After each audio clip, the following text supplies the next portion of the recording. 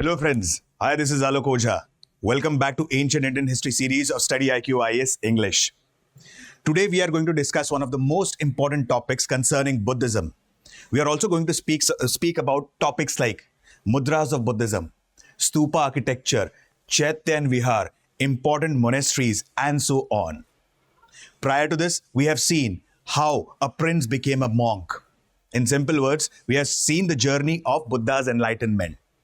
Apart from that, we have seen the Mauryan Empire previously, various Mahajanpads, and so on. Today's session is very important, so please stick in the video till the end. A very important session for you guys. Okay? Now, without wasting any more time, let's begin with today's session. Concept of Chetaya and Vihara. Guys, you can Google the PYQs. There was a direct question in UPSC Prelims examination. What is Chetaya Griha? Okay? And what is Vihar? So now let's understand this concept in very simplistic format. Now, as I've told you the story of Lord Buddha initially, let me repeat some part of the story.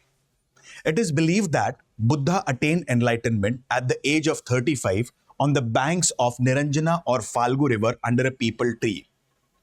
After that, he delivered his first sermon at a place called as Sarnath near Varanasi, which is located in Uttar Pradesh. Finally, it is believed that when Buddha was moving towards Kapilavastu, it is believed that he went to a place called as Rajgriha. And at Rajgriha, he started Buddhist Sangh. And the basic purpose for starting the Buddhist Sangh was to alleviate the people from their suffering, from their dukh. So now, it is believed that he started Buddhist Sangh. Now, a person who aspires to become a monk or a nun has to abide by the rules and regulations of the Buddhist Sangh. So there were important commandments. Like it is believed that a person who aspires to become a monk or a nun and aspires to join Buddhist Sangh, he has to take 3 important vows, 3 important pledge. Buddham Sharanam Gacchami, Dhammam Sharanam Gacchami, Sangham Sharanam Gacchami. I take refuge in Buddha. I take refuge in Sangh. I take refuge in the teachings of Buddha. I abide by the rules and regulations of Sangh. These are the vows that a person needs to take. Now, one of the most important aspects of the 10 commandments of Buddhist Sangh included, one has to spend his life with the help of alms. Simple words, he has to take bhiksha at different places. He has to take alms at different places. Now, the monks and nuns used to wander from place to place in search of alms. But during monsoon season, it became quite hectic for them to get the alms. Now, with the passage of time, what happened? The rulers started patronizing the religions like Buddhism as well as Jainism. Initially, the rulers or the kings used to go into the jungles for hunting. And they used caves as their hideouts. Or they used caves specifically like the guest houses for them or the rest houses for them. But with the passage of time, when they started patronizing Buddhism and Jainism, these caves were being donated to whom? To the wandering monks and nuns. Now let's understand the structure of the cave. Pay attention carefully. It's a technical aspect, so please pay attention carefully. Just imagine. Suppose this is the cave. Okay, I'm going from this side. This is the cave. This is the entrance of the cave. This is the mouth of the cave. Now a monk or a nun enters the cave from this side. At the end of the cave, one will find either the statue of a Buddha or a stupa. This one. Okay? A person enters the cave. At the end of the cave, one finds the statue of Buddha or a stupa. He goes in front of that. He prays in front of the statue and then he performs circumambulation. Simple words, he performs pradakshina. Now, after performing pradakshina, he comes and sits in this open space and starts meditating. Okay? So the place where a monk or nun is offering prayer to Buddha or is performing any meditative rituals, that place is called as Chetaya Griha. And Chetaya Griha basically means prayer hall. Got it? Now, at the side of the prayer hall or Chaitya, one can find small cubical columns. And these small cubical columns are referred as Vihar. Vihar is nothing but residing place for monk and nun. The present day state of Bihar derives its name from Vihar. Vihar means residing place for monks and nuns. And the most ancient Vihar at that time was Nalanda Vihar. So very simple words. Chaitya was prayer hall, whereas Vihar was residing place for monks and nuns. With the passage of time, these Vihars and Chaityas, they became important centers of learning and got converted into monasteries. There are many monasteries which are located across different places in India. Now let's go through at least 2 to 3 monasteries. Now, hope you understood the concept of Chaitya and Vihar. This is the explanation part. Okay. Now, important Buddhist monasteries. UPSC has asked a question like, which among the following monastery is referred as Ajanta of Himalayas? Or K monastery, where is it located? Okay. So basically these kind of questions are asked in the examination, like which among the following monasteries are correctly matched? Which among the following monasteries are incorrectly matched? So let's go for a basic discussion about the monasteries. Pay attention carefully.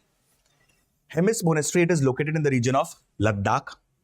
Now it is believed that this monastery, or in this monastery, there is a festival referred as Hemis Gompa festival. And Hemis Gompa festival is dedicated to Padma Sambhav. Now Padma Sambhav is referred as second Buddha in Tibetan culture. Now why he is referred as a second Buddha in Tibetan culture? Let's understand this. Padma Sambhav is originally named as Guru Rinpoche, mentioned here. Okay, and he was expert in tantric form of Buddhism.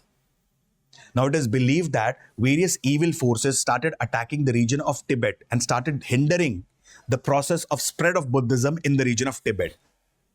So the king of Tibet, whose name was Triso Detsen, he invited Guru Rinpoche. Rinpoche basically means the precious Guru, to ward off the evils that were hindering the process of spread of Buddhism in the region of Tibet. And this was done by Guru Rinpoche, also referred as Padma Sambhav.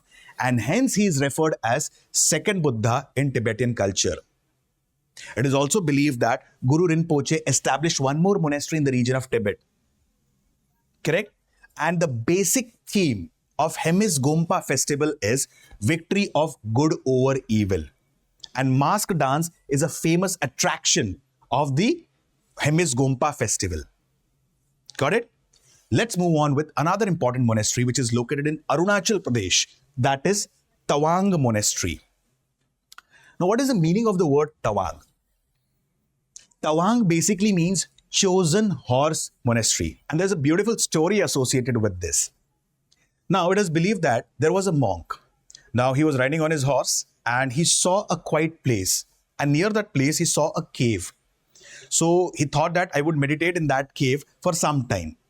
So he kept his horse outside the cave and placed certain green fresh grass in front of that horse.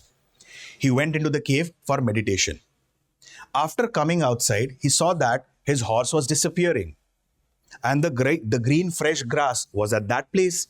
So he started looking out for the horse. He started searching for the horse, and finally he saw the horse on a hilltop.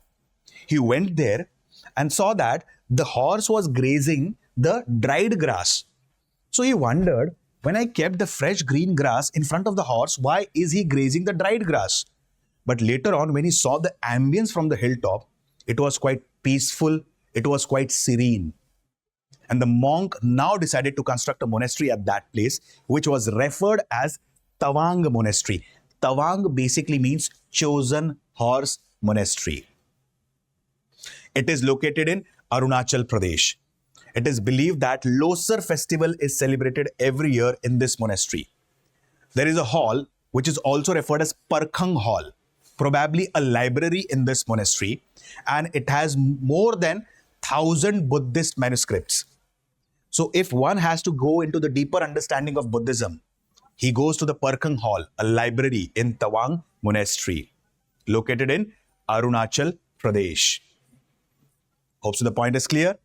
Moving on with the next one. Namdroling Monastery. Namdroling Monastery is located in Kurg region of Karnataka. You might have heard about Kurg in your geography NCRTs. Kurg is known for what? Kurg is known for beauty. Kurg is known for warrior. And Kurg is known for coffee. Correct? Warrior, like I'll give you a small example just out of the topic. But you might have heard about that. There are two field marshals of Mother India. General Kariyappa and General Manekshaw. Both of them belong to the Kurg region of Karnataka. Particularly the region of Karnataka. So such a monastery is located in the region of Karnataka. And it is a Vajrayana monastery. We have already discussed about the three sects of Buddhism, Hinayan, Mahayana and Vajrayana. I'll repeat the point in the next 30 seconds. Pay attention. Hinayan, they are true followers of Buddhism because they believe that Buddha was not a god, but he was a normal human being like us. He has strived for his own redemption.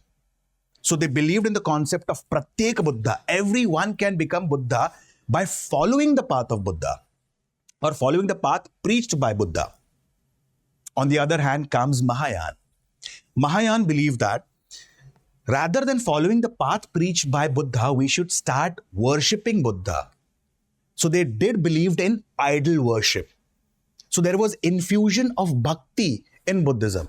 So many scholars also believe that Mahayana form of Buddhism can be said as a fusion of certain practices of Hinduism plus Buddhism. Correct? And Nagarjuna and Asang were the propounders of Mahayana form of Buddhism. They also believed in the concept of Bodhisattva. And Vajrayana, the diamond vehicle, they believed that we should worship Taras, wife of Buddha and Bodhisattvas. Correct?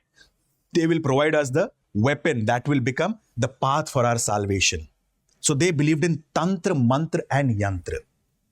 Okay. So Namdroling Monastery, they majorly focused on Vajrayana practices. Then comes Mindrolling Monastery, which is located in Dehradun, near Rajaji National Park. Correct? So these are the monasteries. Moving ahead, the most important monastery, the Tabo Monastery. It is located in Spiti Valley, Himachal Pradesh. Prior to construction of Atal Tunnel, it is believed that Lahaul and Spiti were the most remotest districts of India. Correct? And these monasteries, they are located in such inaccessible regions. So it is located at a very beautiful place, Spiti Valley of Himachal Pradesh. This monastery is also referred as Ajanta of Himalayas. Very important fact. This monastery, Tabo Monastery, is referred as Ajanta of Himalayas. Now, why it is referred as Ajanta of Himalayas? There's a reason behind that. Like the caves of Ajanta, they are located in Aurangabad district of Maharashtra on the banks of Waghora River. Aurangabad, also referred as Chhatrapati Sambhaji Nagar. Okay, so Ajanta caves are known for its mural. And what is mural? Painting that is done on the walls.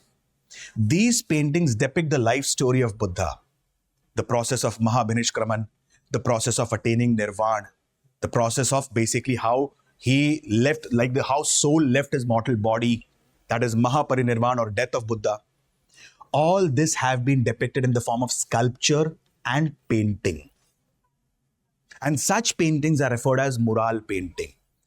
Similarly, in Tabo Monastery, one can observe paintings concerning life of Buddha.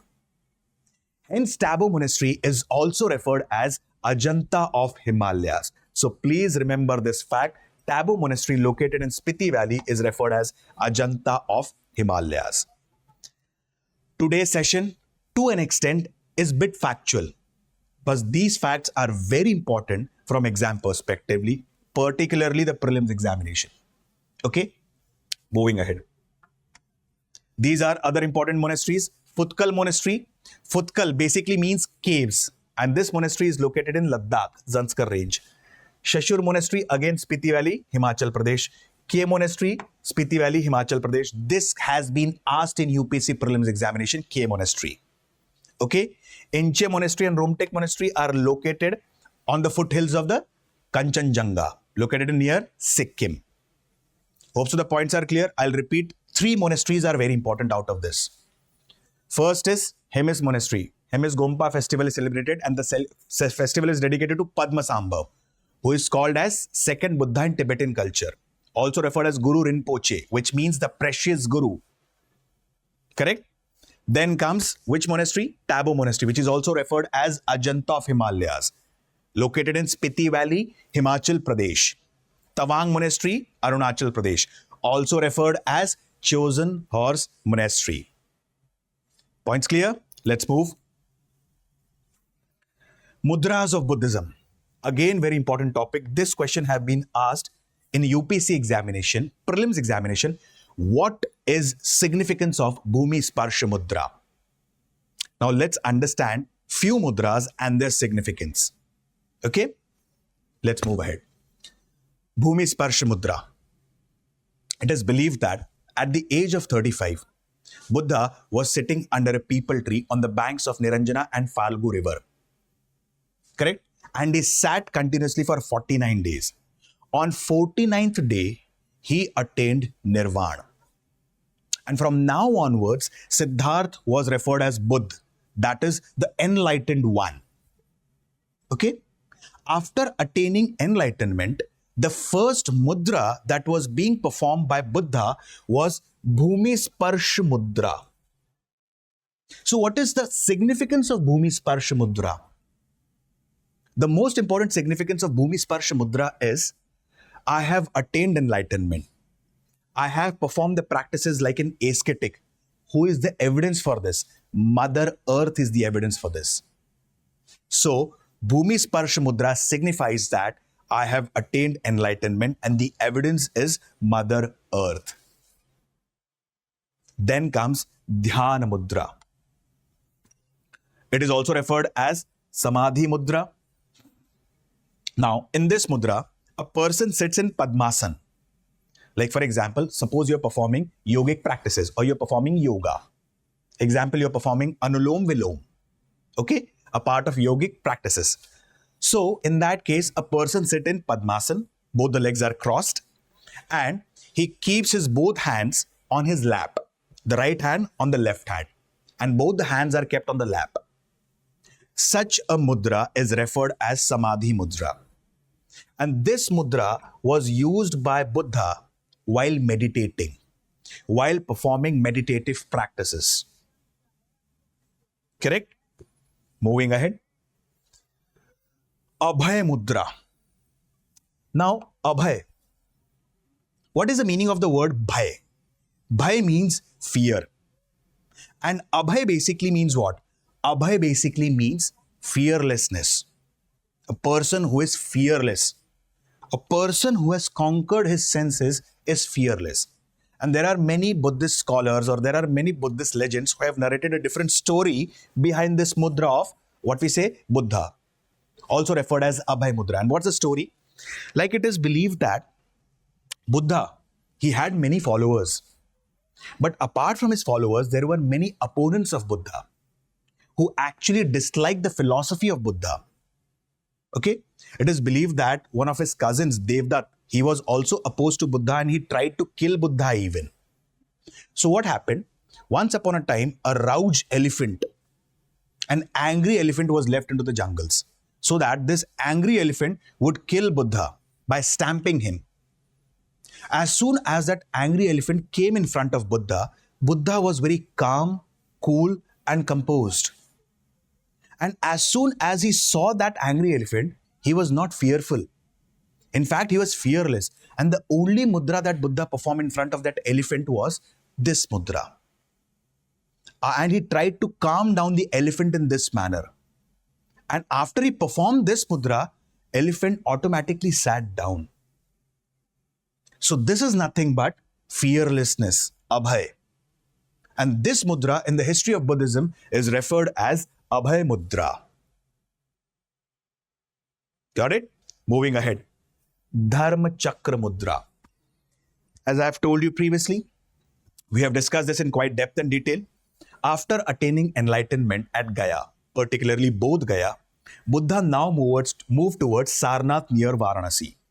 And now he delivered his first sermon at a deer park in Sarnath, Varanasi. and he delivered his first sermon to Kaundinya and 5 others. As we have seen previously in the previous session, he delivered his first sermon in Sarnath, Varanasi in a deer park to Kaundinya and 5 others. And that process in the history of Buddhism is referred as Dharma Chakra Parivartan, turning the wheel of law. And the mudra that was performed by Buddha was Dharma Chakra Mudra, or this mudra. So what is the significance of Dharma Chakra Mudra? Precisely the mudra is in this manner. And what is the significance of this mudra? Whatever Buddha is saying is directly coming from the heart of Buddha. Correct? Moving ahead. Vitarka Mudra. Vitarka Mudra is in this manner. Please do not get confused. This is Abhay Mudra. This is Vitarka Mudra. This is preaching phase of Buddha. And then comes Anjali Mudra. Anjali basically means palms. And this is Anjali Mudra. More than Buddha, this Anjali Mudra has significance with Bodhisattvas. As we have discussed previously, what are Bodhisattvas? Bodhisattvas are those holy Buddhists who are very close to attain enlightenment, but they stop the process of attaining enlightenment. Why? Because whatever they have learned in that process, with the help of that, they will alleviate the suffering of the other people. And such people are referred as Bodhisattvas. Simple words, Buddha in making. So Anjali Mudra is more concerned with Bodhisattvas than with Buddha. Okay? So these are the important mudras of Buddhism. Hope so the points are clear, guys. Okay? I'll repeat the points again. Bhumi Sparsha Mudra, touching the Mother Earth after attaining enlightenment. Dharma Chakra Mudra, Abhay Mudra, Vitarka Mudra, Anjali Mudra, which is also referred in Southeast Asian countries and India as Namaste Mudra. Points clear, guys? Any query, any doubt, any sort of question, please feel free to ask in the comment section. Okay, guys? Let's move on with another important concept, Stupa architecture. Very important concept from Buddhism. Like when we'll study the Gupta era, therein you might have heard about that Gupta era is also called as Golden Age of Temple Architecture. So therein we'll understand the different terminologies associated with temple architectures, like what is Gopuram, what is Mandapam, what is Jagati, what is Shikhar, what is Amlak, and so on. Similarly, we need to understand different technical aspects of Stupa architecture. Okay? Now let me tell you what is the significance of Stupa first. We have seen this in the previous lecture, but for the aspirants who are new to the platform, I'll narrate that story again within 1 minute for a deeper understanding of the Stupa architecture and its concept. Okay? Pay attention. It is believed that Buddha attained enlightenment at the age of 35 and he died at the age of 80. For the next 45 years, he delivered multiple sermons across different places in India, particularly the northern part of India. At the age of 80, when he was at a place called as Vaishali, he had a favorite disciple along with him whose name was Anand. And now one fine day, he said to Anand that the time has come when my soul will leave this mortal body. So he left Vaishali and moved towards the northern part of Vaishali and started living in a hut along with his disciple Anand. Now there was another person whose name was Bhadrak. And when Buddha was living in his hut, at the night time, he heard of a person crying outside his hut. So immediately, Buddha asked Anand, who is crying outside the hut? Anand replied, there's a person named as Bhadrak who is crying outside the hut. So Buddha said, please call him in. He came inside and Buddha inquired, why are you weeping? Why are you crying? Bhadrak said that, I have heard that you are now going to relinquish your mortal body. Who will show us the path of light? Who will show us the path of knowledge? How we will alleviate our suffering? Buddha gave wonderful statement, or he told wonderful words to Bhadrak. And what was that? Apo Deepa Bhava. I repeat, Apo Deepa Bhava. Simple means be your own light. Rather than searching it outside, search it within you. You'll get the true knowledge. And it is believed that after that, Buddha had his last meal from a blacksmith named as Kunda. And after having his last meal from the blacksmith named as Kunda, it is believed that he started having a stomach ache. Various Buddhist scholars believe that he had Sukar Madhav in his meal. And what is Sukar Madhav? Few Buddhist scholars believe that either it is a tuber or a yam. And few Buddhist scholars believe that it was a pork meat. So after having this, Buddha started having a stomach ache.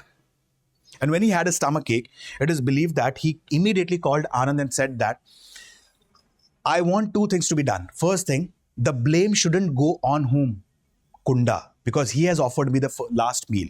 This is my karma that I'm repenting. First thing. And second thing, after my death, my teaching should be propagated majorly in 4 regions because I have been associated with these 4 regions. First, Lumbini, birthplace of Buddha. Second, Bodh Gaya, where he attained enlightenment.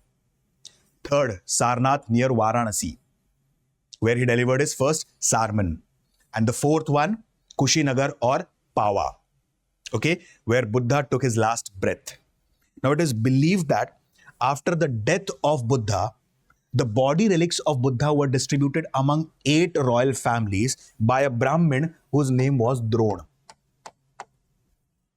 And after the distribution of the body relics of Buddha, it is believed that stupa was constructed over the body relics or belongings of Buddha. Okay? So what does stupa signify? Stupa in simple words signifies Mahaparinirvan or death of Buddha. Correct? Now let's understand certain core philosophies of stupa or Buddhism.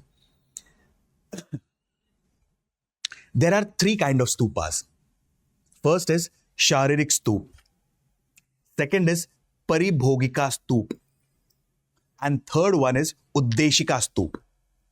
Sharirik Stup, as the name suggests, this stup was constructed on the body relics of Buddha, particularly the Sanchi Stup in Madhya Pradesh. Paribhogika Stup. Paribhogika Stup was constructed over the belongings of Buddha. And one of the finest example is Kesariya Stup in Bihar, which was constructed on Buddha's alms bowl. And then comes Uddeshika Stup. Uddeshika Stup is basically to propagate the teachings of Buddha and Buddhist philosophy. So there are 3 kinds of stup: Sharirik, Paribhogika and Uddeshika Stup. Clear till here? Let's understand into the basic terminologies. This is in general structure of stupa. Okay? This solid hemispherical core, it is called as anda. Above anda or at the top of the anda, there is harmika, and on that top there is chhatra. This is called as harmika. Okay? This is called as anda. Now, in between harmika and anda, this structure, this place is called as tabena. And what is tabena? Inside tabena, body relics of Buddha are kept, or the belongings of Buddha are kept in tabena. Got it? I'll repeat. Solid hemispherical core, referred as anda. Above anda, a square railing is there, and this square railing is referred as harmika. In between harmika and anda, there is tabena, where the body relics or belongings of Buddha are kept. Got it? Then there is a pradakshina path, circambulatory path, and that circambulatory path is called as medhi. Outside the medhi, you have a boundary wall of the entire stupa structure, and that boundary wall of the stupa structure is called as vedika. And then you will find this concept, this is called as toran. On toran, there is 2 vertical bar and 3 horizontal bars. I repeat, 2 vertical bar and 3 horizontal bars. Correct? And on these horizontal bar, you will see Buddha, or you will understand the philosophy of Buddhism in the format of pictures. Like Mahaparinirvan. In this, Buddha is shown in the pictorial format. Mahabhinishkraman. Buddha renouncing his worldly life in the pictorial format. You'll find that on these 3 horizontal bars. And this is called as Toran. Got it? Original stupa architecture did not had the concept of Toran. I repeat, there was no concept of Toran in original stupa architecture. The concept of Toran in stupa architecture was added by Satavahan dynasty rulers. Got the points clear? I'll repeat the points again about the stupa architecture within next 10 seconds. Pay attention carefully because these terminologies are very important from prelims perspective. Okay? Solid hemispherical core, referred as anda. Above anda, you have a square railing that is referred as harmika. And exactly between harmika and anda, there is a circular format which is referred as tabena. And tabena is a place where the body relics of Buddha are kept, or the belongings of Buddha are kept. Then there is a pradakshina path, the circambulatory path, which is referred as medhi. Then there is outer wall structure or the boundary wall structure of the entire stupa, and that is referred as Vedika. Correct? Then comes the concept of Toran. As I have told you previously, the concept of Toran was not present in the original stupa structure. The concept of Toran was brought in by Satavahan dynasty rulers. Clear? This is the elaboration of the various terminology, Harmika, Anda, Vedika, and so on. As I have told you, there are 3 types of stupa. Sharirik stupa, constructed over the body relics of Buddha. Paribhogika stup, constructed over the belongings of Buddha. And Uddeshika stup, they were as memorial for Buddhist philosophy or Buddhist teachings. Clear till here, stupa architecture? Let's understand few important stupas. Okay? Sanchi Stup, the most important one. Correct? Now, Sanchi Stup was constructed by Ashok, one of the most important rulers of Mauryan Empire. Like it is believed that Mauryan Empire was founded by Chandragupta Maurya, who is also referred as Sandrokotas or Androkotas in Greek and Latin literature. He was being succeeded by his son, whose name was Bindusar, who is also referred as Antiochates in Greek and Latin literature. And he was being succeeded by his son Ashok, which means painless and without fear. It is believed that Ashoka killed his 99 brothers to acquire the throne of Mauryan Empire. One incident drastically changed Ashoka's life. And that incident was Battle of Kaling, which occurred in 261 BC. It is believed that more than 1 lakh persons were killed in the battle, and 1,50,000 were made as prisoners of war. When Ashoka saw himself, he was anointed from head to toe in blood, which signifies that somebody has performed his abhishekam with blood. When he saw the battlefield, it was completely full of bloodshed. Immediately, Ashoka laid down his weapons and said that if this is the way to win over the people, I don't want to be a Chakravartin, which means universal ruler of the 4 directions. It is not necessary to win over the people by war, Bheri Ghosh. One can also win over the people by Dhamma Ghosh, love and peace. Correct? And after that, like Ashoka, he got associated with Buddhism and embraced Buddhism. It is believed that Ashoka has constructed more than 84,000 stupas across different places in India. So Sanchi Stup, it was being commissioned by Ashok. Okay? Now why Sanchi? Various legends have different stories about this. It is believed that, pay attention carefully, at the time of the Bindusar, now Bindusar's territory was divided into 5 parts: north, south, east, west, central. The central part had its capital at Patliputra and was ruled by the ruler himself. And for these provinces, governors were appointed, who were also referred as Kumar Amatya. At that time, the western province, okay, it had its capital as Ujjain or Avanti. Ashoka was appointed as governor of Avanti during the time of Bindusar. And when Ashoka moved from Patliputra to Avanti, he halted at a place called as Vidisha, which is also referred as Besnagar or Bhilsa, which is in Madhya Pradesh. Now, here he met a local banker and his daughter, whose name was Devi. So now it is believed that Ashoka and Devi, they both got married at a place called as Sanchi. Hence, in the forthcoming years, it is believed that Ashoka constructed his first stupa at Sanchi. Okay, Ashoka has done many works for spread of Buddhism. It is said that he also sent his son Mahendra and daughter, basically Sangamitra, to Sri Lanka, to Ceylon, to propagate Buddhism in that region, along with the branch of original people tree under which Buddha had attained enlightenment. So Sanchi Stupa was constructed by Ashok. Okay, it was originally made up of bricks, but later on this stupa was destroyed.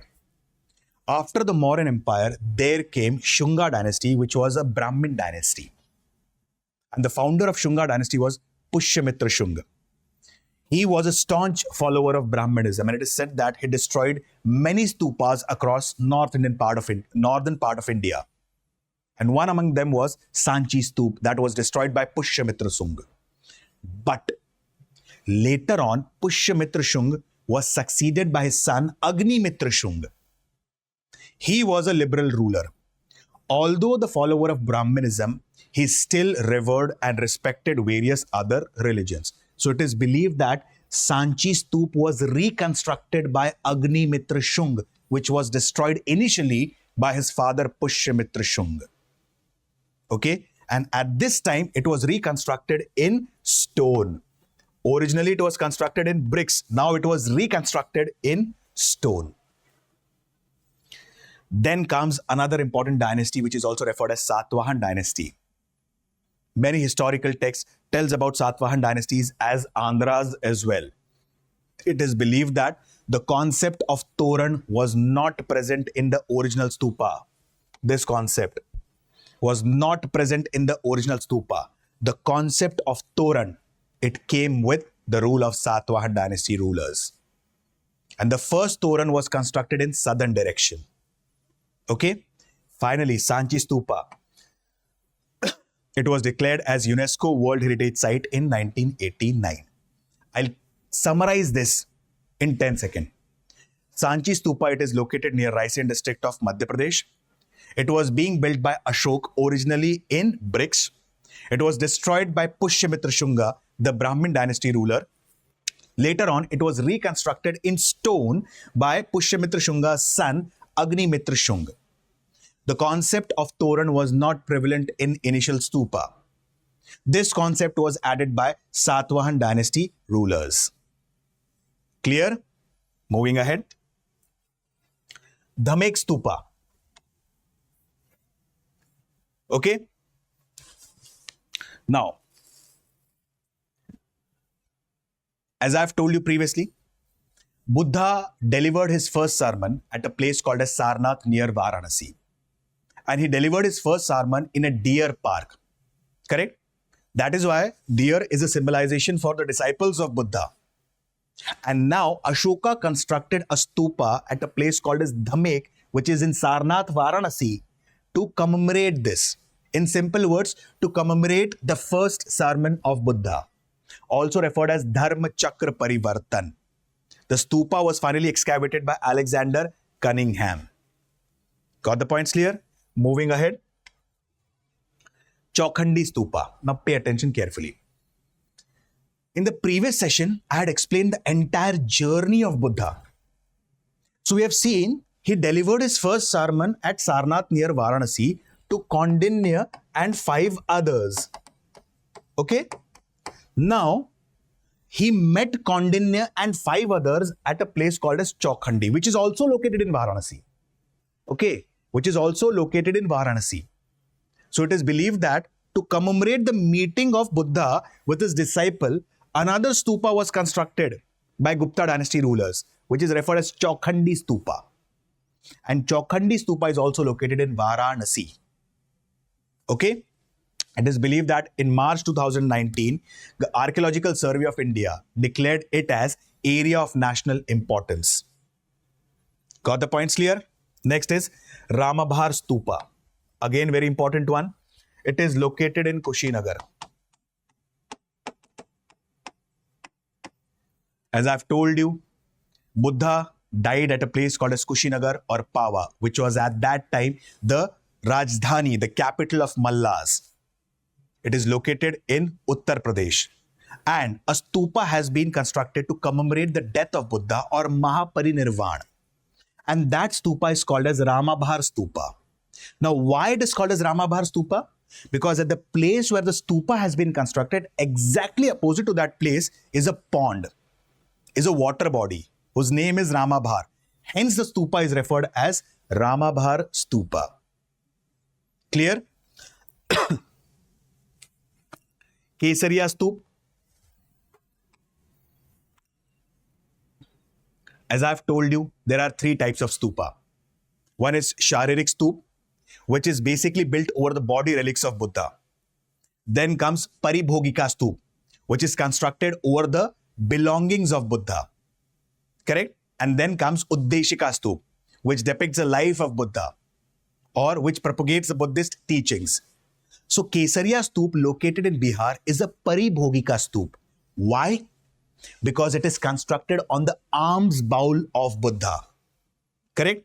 It is constructed on alms bowl of Buddha. And the local people call it as Devalaya. Devalaya means house of God. It is located in Champaran district of Bihar. Very important district. Have you heard about Champaran? Northern part of Bihar? Yes. A lot of significance is there associated with Champaran. M.K. Gandhi, Mahatma Gandhi ji, he conducted his first satyagraha in India at a place called as Champaran, also referred as Champaran Satyagraha. Do you know this? Against one system. What was that system? Teen Kathiya system. We'll see that in further detail in Modern Indian series. So, Kesariya Stupa, it is located in Bihar. Anantapindika Stupa. Okay. Anantapindika Stupa, it is located in Shravasti, which was capital of Kosla Mahajanpad at that time. And Anantapindika, it is actually the stupa dedicated to one of the disciples of Buddha. It is dedicated to one of the wealthiest merchants whose name was Anantapindika, because Anantapindika basically means giver of alms. Anantapindika, although being a wealthy merchant, he used to do a lot of liberal donations. He was involved in various charitable and philanthropic activities. And due to these liberal donations, he was called as Anantapindika. Okay? And basically his original name was Sudak. Anantapindika basically means giver of alms, involved in charitable activities. And so stupa was constructed in his name at a place called as Shravasti, which is referred as Anantapindika Stupa. Clear? Now let's understand various schools of art. Hope so guys, the stupa architecture is clear. Please remember this terminology. What is Anda? What is Medhi? What is Vedika? What is Harmika? What is Toran? Who added the concept of Toran? Hope so the points are clear. Moving ahead. Again, this section is very important from prelims perspective, because if you go through the PYQs, you will come across a question. These, like they will, what we said, depict certain features, and directly a question is mentioned. These are the features associated with which school of art? Okay. Now let's understand within next 5 minutes, 3 schools of art. In short, Gandhar School of Art, Mathura School of Art, and Amravati School of Art. So what is Gandhar school of art? Let's understand. And how it is related to Buddha or its depiction, let's understand. Gandhar, it is not an indigenous art. Like in the region of Gandhar, you will find a mix of both Indian and Greek culture. So here you will to an extent find Hellenistic influence. Why? As I've told you previously in the Mauryan Empire, when Alexander was going back to his country, okay, he redistributed the territories that he has conquered among his loyal governors. And one among them was Seleucus Nicator. Finally, Seleucus Nicator had to surrender few territories to Chandragupta Maurya, like Kabul, Kandahar, Herat, and Balochistan. In fact, Seleucus Nicator also married his daughter to Chandragupta Maurya, Helen. True? So in this region, to an extent, in art and architecture, you will find a bit of Greek influence. This has also been highlighted by Megasthenes in his book Indica. So Gandhar school of art, it is not an indigenous art. And the most dominant material in Gandhar school of art is bluish grey sandstone, red sandstone, mud and stucco.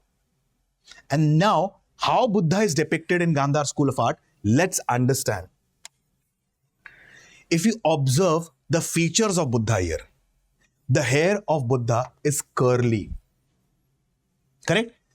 In Gandhar school of art, you will see the hairs of Buddha are curly. So what does this curly hair depict? I'll give you one example.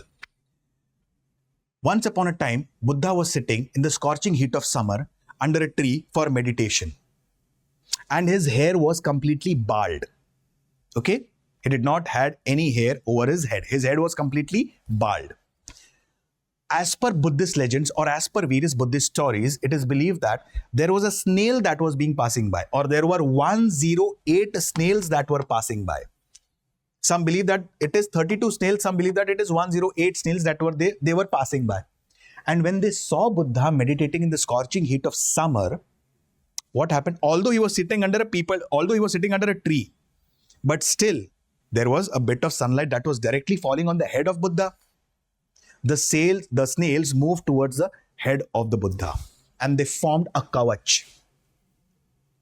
So these are nothing but snails of Buddha. These are nothing but snails which is depicted on the head of Buddha. Gandhar school of art. In Gandhar school of art, you will see that Buddha has elongated ears. His ears are quite long. This actually shows the noble origin of Buddha. How? It is believed that Buddha was a prince initially. And when he was a prince, he had many gold earrings in his or gold kundal in his ears. So this actually depicts the noble origin of Buddha. One of the features of Gandhar school of art. Another feature of Gandhar school of art, if you observe the statue of Buddha, it is not like his body is neither too muscular nor too lean. And the dress that he is wearing, there are folds on these dresses. Apart from that, if you observe the eyes of Buddha, correct? Here he is in meditative posture. So majorly in Gandhar school of art, 3 to 4 mudras are depicted. One is Dhyana mudra. The other one is Bhumi Sparsha mudra, Dharma Chakra mudra and Abhay mudra. So these are the important mudras depicted in Gandhar school of art. Okay? And basically it is believed that the most important example also depicted in the NCERT is a standing statue of Buddha at Bamiyan Caves, Afghanistan. One of the finest example of Gandhar school of art. Got it? Moving ahead with Mathura school of art. It is an indigenous art. And Mathura school of art, okay, the most dominant material is red sandstone. It has influence of Hinduism, Buddhism and Jainism, all the three. Got it? Now, what is the basic difference of depiction of Buddha in Gandhar school of art and Mathura school of art? Let's understand. In Mathura school of art, his head and face is completely shaven. Okay? When you closely observe the statue of Buddha in Mathura school of art, you will come to know that either he is listening to someone or he is in conversation with someone. He has a smiling face.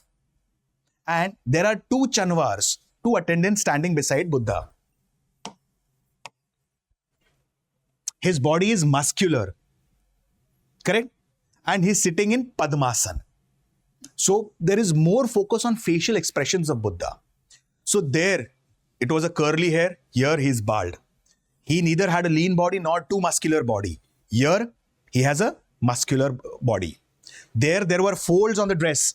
Here, majority of the cases, the upper part, that is the upper part of the torso is naked. Okay? There, he was majorly in meditative posture. Here, you'll feel that he is listening to someone or he's having a conversation with someone. Correct? These are the important features of Mathura School of Art. And both Gandhar School of Art and Mathura School of Art were patronized by Kushan dynasty rulers, particularly Kanishk. Okay? Moving ahead with Amravati School of Art. Southern part of India, Amravati School of Art. Okay? Amravati, it is also believed that it was one of the capitals of Satavahan dynasty rulers. So, who patronized this school of art? This school of art was also being patronized by Satavahan dynasty rulers. And the most dominant material here was white marble.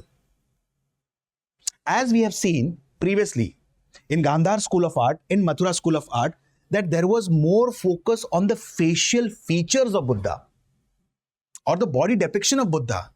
Here there is more focus on life of Buddha in pictorial format, like the process of Bhinishkraman, the process of attaining enlightenment, that is Nirvana, the process of Dharma Chakra Parivartan, the first sermon, and so on. So there is pictorial representation of Buddha. Okay? So these are and this art was being patronized by whom? Satavahan dynasty rulers. Okay? Now let's go for a comparison. I'll give you a small example. Gandhar, Mathura, Amravati. Gandhar and Mathura, Kushan dynasty ruler, Kanishk, Satavahan dynasty ruler. More focus on facial expressions of Buddha, more focus in both the cases, Gandhar and Mathura. And here there is focus on life of Buddha in pictorial format, in the forms of stories. The most dominant material in Gandhar School of Art, bluish grey sandstone, red sandstone. Mathura School of Art, most dominant material was red sandstone. Amravati School of Art, the most dominant material was white marble. Hope so the points are clear. There was a question, you can go through the PYQs, you can Google it. There was a question on Gandhar School of Art in the UPSC Prelims examination previously. And it is also important from art and culture perspective, particularly from the point of mains. Okay? Let's move with important caves associated with Buddhism. The location of the caves are important. One of the most important caves that we are going to study is Ajanta caves. Okay. Prior to this, Karle caves. Karle caves, it is located near Pune in Maharashtra. Okay. Like, it has the largest Chetaya among all the Buddhist monasteries in India. I have already explained you the concept of Chetaya and Vihara. Chetaya is a prayer hall. Vihar is a residing place for monks and nuns. Clear? Moving on with another important cave. Pandavlini caves. Pandavlini caves are located in Nasik, Maharashtra, and it is a group of 24 Buddhist caves. Remember the location. Now coming on to the most important caves, Ajanta caves. Now let's understand the history of Ajanta caves just within 1 minute.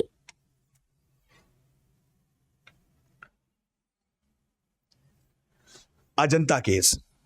Ajanta caves are located in the extension of Western Ghats, and it is located in Aurangabad district of Maharashtra, particularly now Chhatrapati Sambhaji Nagar. It is located on the banks of Waghora river. And how these caves were discovered? It is believed that there was a man-eating tiger in this region. And there was an army officer whose name was Major John Smith, or Captain John Smith. Now, he went in for hunting this man-eating tiger around 1819. particularly around the date of 28th April 1890. And now, as he went in, he found a group of caves. And he belonged to Madras regiment. He found a group of caves, and as soon as he entered the caves were full of beautiful paintings. The caves were full of beautiful sculptures, architecture, and so on. And now he immediately informed the Britishers about this. Then in around 1845, a survey inspection was being conducted under whom? Major Robert Gill. And Major Robert Gill had come here.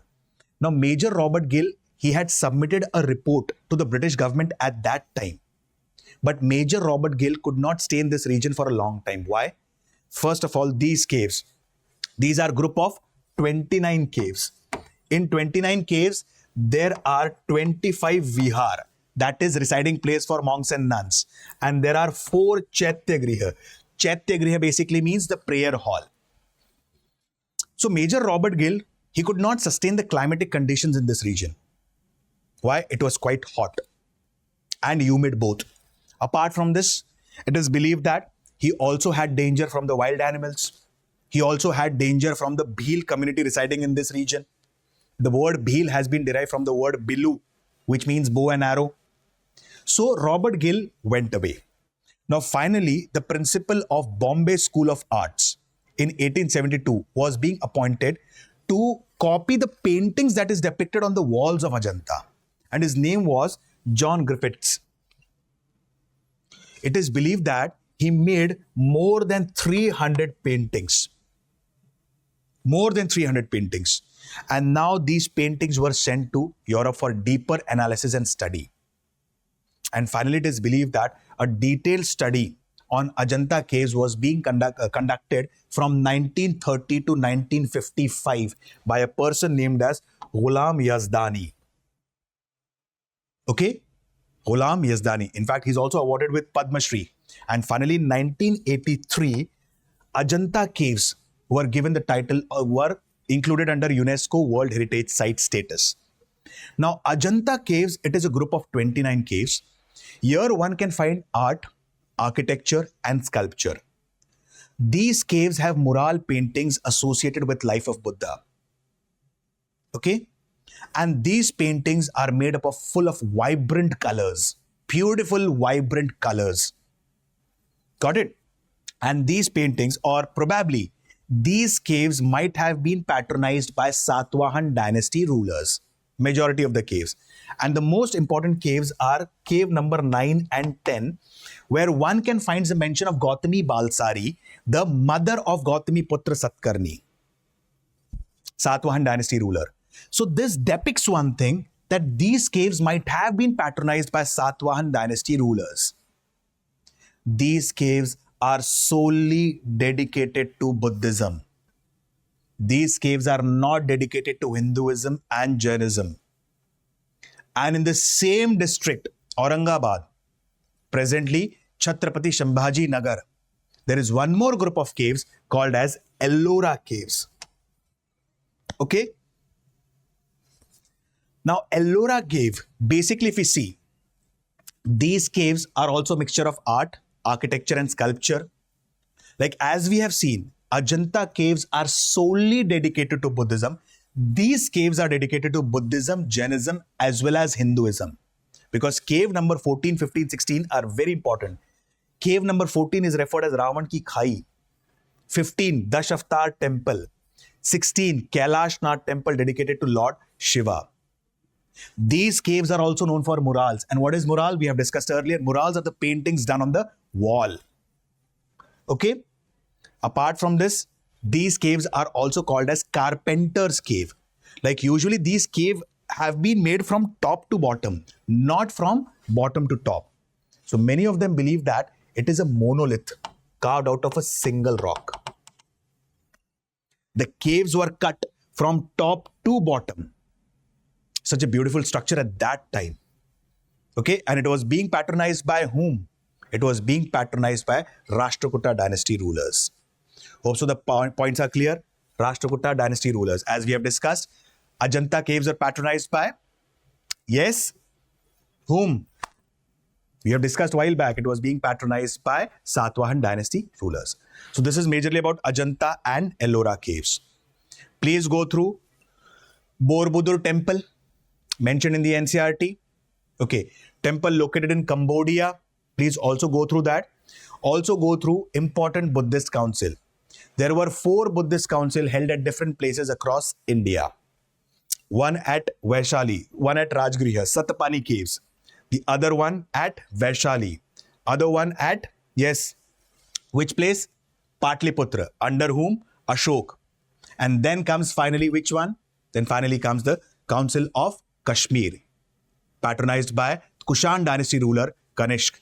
One of the most important feature of the 4th Buddhist Council was it was the only council that was conducted in Sanskrit language. And prior to this, majority of the councils were conducted in which language? Pali language. Okay? We'll be coming up with more detailed video on Buddhism, particularly on the concept of Tripitakas. That is 3 basket of books divided into 3 parts. Vinay Pitak, Abhidhamma Sutta Pitak and Abhidhamma Pitak. Vinay Pitak, also referred as Book of Discipline, Book of Rules and Regulations. We'll come up with detailed video on that in Art and Culture. Buddhist Council would be covered in quite depth and detail as a part of Art and Culture. So these are the major aspects of Buddhist architecture, particularly the Stupa architecture, Chetaya and Vihara, important stupas and important caves. Hope the video was informative. Okay guys, so with this I stop my words for the day. See you guys tomorrow. Have a wonderful day. Thank you.